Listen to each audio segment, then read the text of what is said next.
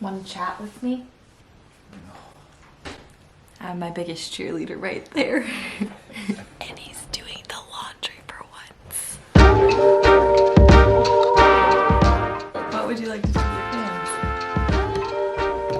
All of these clothes I folded all by myself. Excellent. And today we're talking about splitting up roommate responsibilities.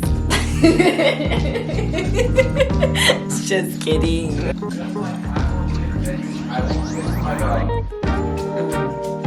And on that note,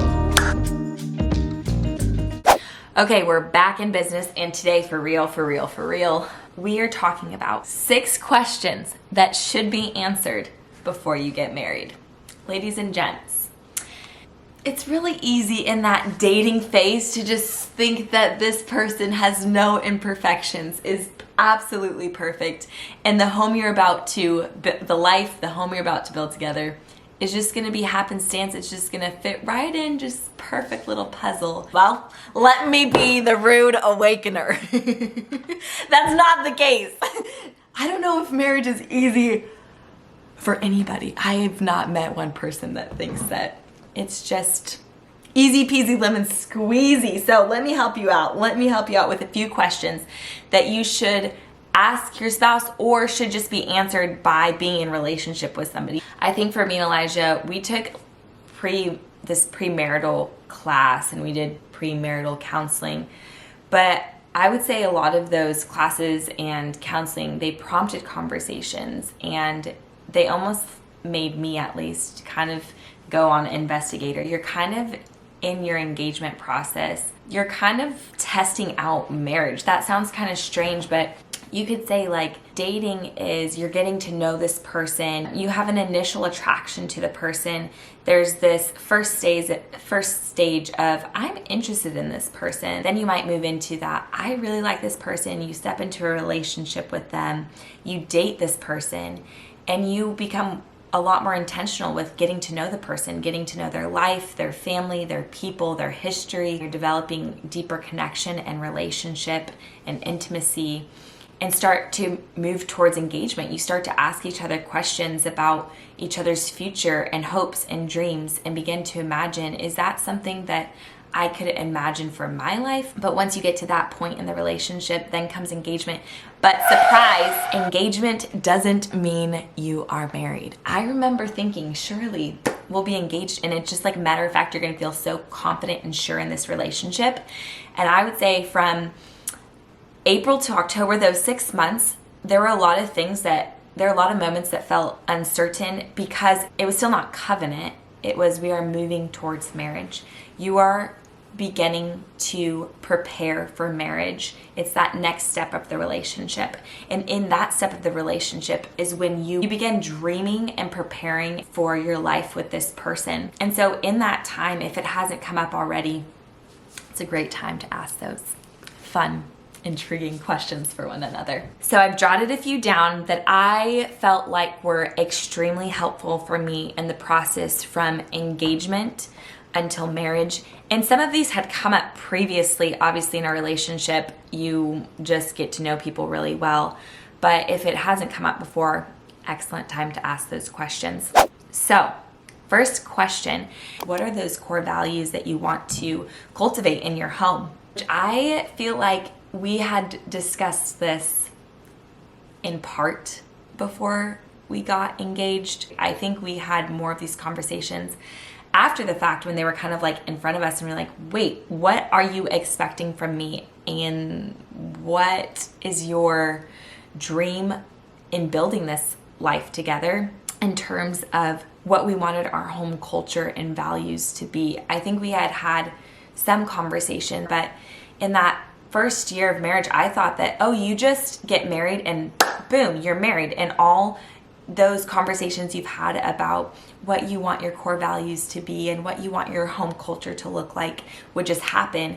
But that was not the case. It took working out. It took the becoming one to make that happen. And it's still a becoming. It's still a process of learning, how do I show you that I value the things you value and that you care for the things that I care for. I remember dreaming up those things before we got married of, oh, I want our home to feel safe. I want our home to feel peaceful. I want our home to feel inviting, and communicating those things. And Elijah was like, oh, that's funny. I would have never, that's not what I'm thinking about in getting engaged. Where my mind was going to, what's the environment going to feel like in my home? So those are conversations to have. Like, what are those core values that you want to cultivate in your home and in your relationship? Because ultimately you two are going to be the initiators of the culture that's in your house, but also as your family grows, that's a part of your family. Next question, a little bit juicier on this one. You want to make sure that there are no hidden secrets.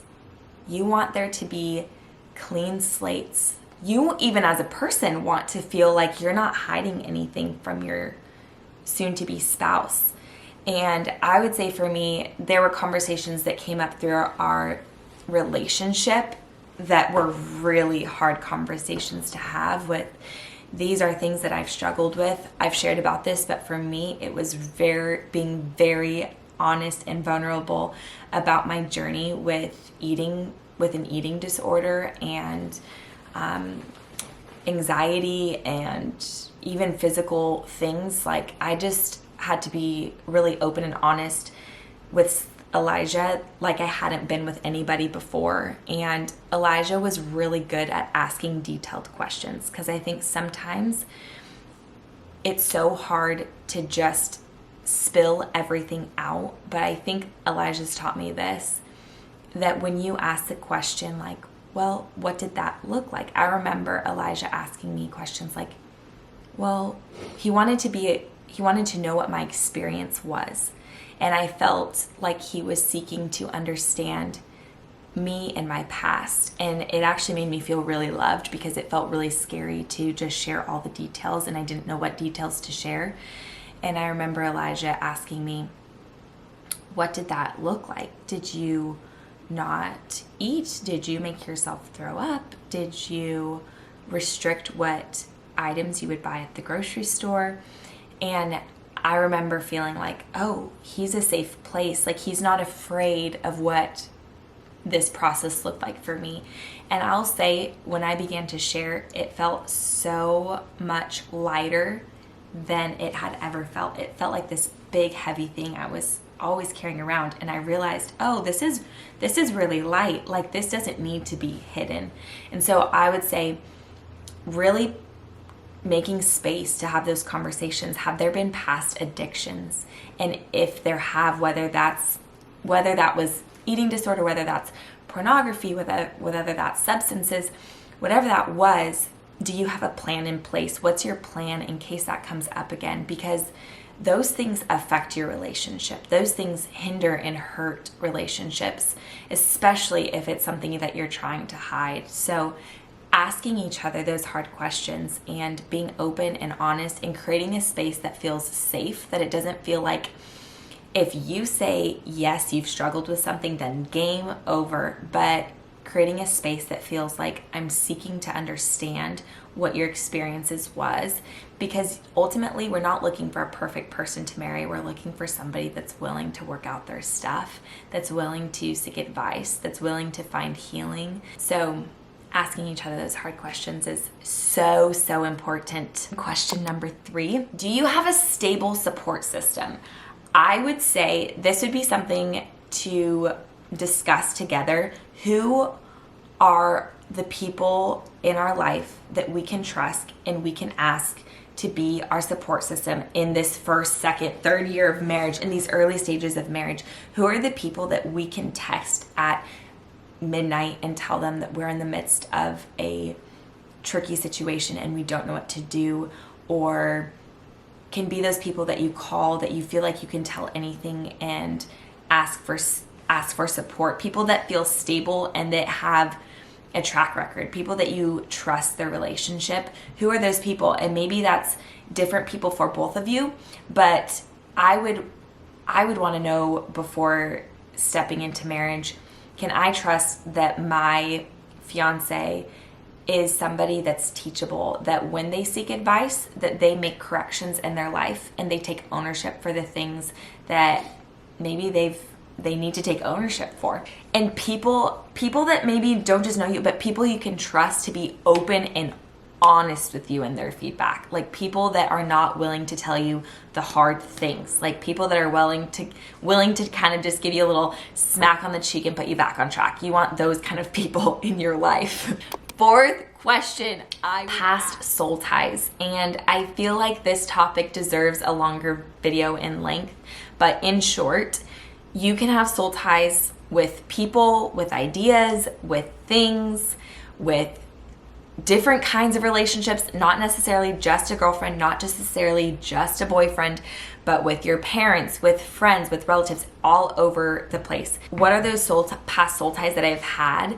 And just to be aware, just to be brought into this person's process and journey, and asking, what did that process look like for you to break those soul ties with those ideas, those people, those things? That feels really important. Question number 5. Let me tell you, even if you think you're never, ever gonna have a fight with this person, just have the conversation. Just have the conversation. What are fair fighting grounds? I will tell you from experience, name calling statements like you always, you never, just no go. They should be kicked to the curb. If your partner even tries to use them, just pretend they're not talking. Just don't listen to them. Those are such extremes. They're not fair fighting grounds. You need to come up with statements like, when this happened, I felt this way. Refer to yourself and the experience. Don't assume that you know where this person's coming from. And trust me, I'm at fault. I can literally think of a zillion examples. I can think of one this weekend. I called Elijah, actually I wasn't upset when I called him, but I was like, hey, this is something you said you would do, but I see that the store's closing and you're not on your way. Are you gonna get that? And his response was, oh no, I've decided to stay and hang out with my brother and so. And I was like, oh my gosh, are you kidding me? And I just became really frustrated and rude. And I just hung up the phone. And when we started talking it out over text message, I realized, oh, total miscommunication. I assumed that you just decided something more fun came up and you weren't going to take responsibility for our house needs. And so now we're without something at the house. And when in fact, he had assumed that the store stayed open later than it did, and he wouldn't have told me that he could go to the store if he knew that it closed earlier. So, you guys, endless examples I have for you about moments like this. But I will tell you to just take a deep breath and seek to understand and have the conversation of what is not acceptable. Yelling's probably not a great option. Some people though, that's been the culture that they grew up in, and so yelling feels like a fair game, fair playing ground, fair fighting grounds. And for me, I don't like yelling.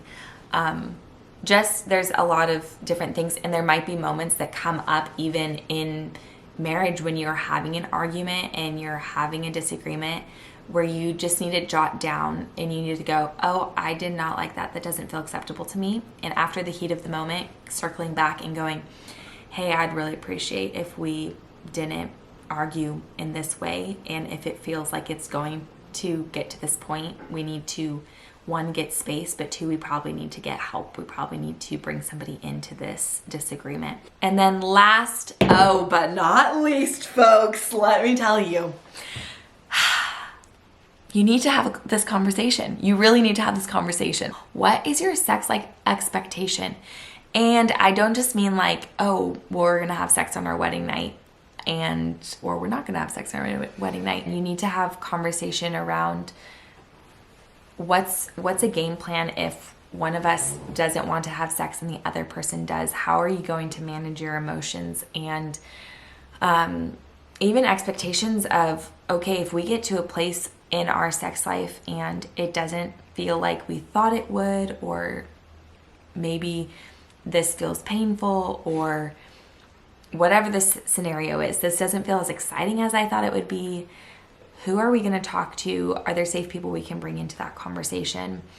And I would even say I would highly recommend reading this book together before you get married. Man, I wish I read this before we got married. It's called Sheet Music. I will link it in the description, but it is so good and it gives such excellent just details on what to expect and how to prepare for your sex life, especially if you have not had sex before with anybody, but also if you have. It gives just really great details and prompted conversations to have with each other before you get married. Things specific for the girl in the relationship, things specific for the guy in the relationship. But I would talk about together as a couple, obviously past experiences, but your idea and expectations of what that will look like, your dreams and desires, your fears and worries.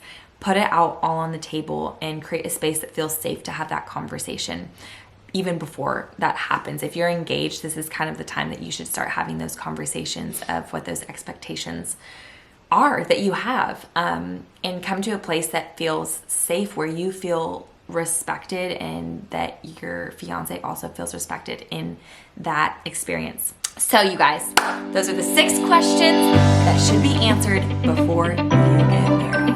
Have a lovely, lovely week, and do not forget to like and subscribe, and tell me in the comments below which of these questions was most helpful and what other topics you would like to hear about on this channel. Okay, until next time.